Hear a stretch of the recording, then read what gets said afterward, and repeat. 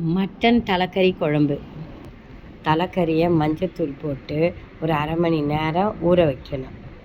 அதுக்கப்புறம் கடாயில் கொஞ்சம் எண்ணெய் ஊற்றி பட்டை, சோம்பு, கருவேப்பிலை போட்டு கொஞ்சம் நல்லா பொரிச்சிட்டு, அப்புறம் வெங்காயம், சின்ன வெங்காயம் கொஞ்சம் ஒரு பிடி, பெரிய வெங்காயம் ஒரு பிடி போட்டு நல்லா கண்ணாடி பதம் வர மாதிரி நல்லா வதக்கிட்டு, அதுக்கப்புறம் இஞ்சி பூண்டு விழுது ஒரு 2 டீஸ்பூன் போடணும். போட்டு அதையும் நல்லா வதக்கிட்டு உப்பு போட்டு நல்லா வதக்கணும். அதுக்கப்புறம் தக்காளியை கையில் நல்லா பிழிஞ்சு விட்ட மாதிரி பண்ணி நல்லா வதக்கிடணும்.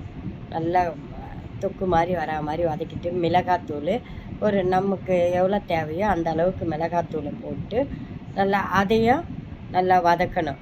நல்லா போட்டு வதக்கிட்டு அப்புறம் இந்த தலைக்கறி இருக்குல்ல, அதை பிழிஞ்சு எடுத்து அதில் போட்டு நல்லா வதக்கணும். அதையும் நல்லா போட்டு எல்லா தலைக்கறியும் போட்டு நல்லா வதக்கிடணும்.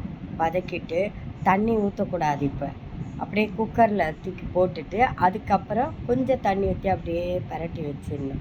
தேவையான அளவுக்கு தண்ணி ஊற்றி 10-15 விசில் குக்கரை மூடி விடணும். நல்லா அதுலேயும் மிளகுத்தூளை போட்டுட்டு நல்லா ஒரு 15 விசில் வர அளவுக்கு விட்டுட்டு, அதுக்கப்புறம் விசில் முடிஞ்ச உடனே கடாயில் ஊற்றிட்டு, அதுக்கப்புறம் தேங்காய், சோம்பு, கசகசா நல்லா நைஸாக அரைச்சி அப்படி அதில் ஊற்றி நல்லா கலரணும்.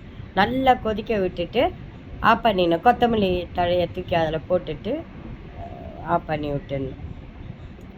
நல்லா டேஸ்ட்டாக இருக்கும், நல்லாயிருக்கும். சாப்பிட்டு பார்த்தா உங்களுக்கே தெரியும் அதனோட தலைக்கறியினுடைய ருசி. தலைக்கறி நல்ல உடம்புக்கும் நல்லது, ஆரோக்கியமாகவும் இருக்கும், டேஸ்ட்டாகவும் இருக்கும். நீங்கள் ஒரு வாட்டி செஞ்சு பாருங்கள். எப்படி இருக்கு? அங்கே பார்த்து சொல்லு.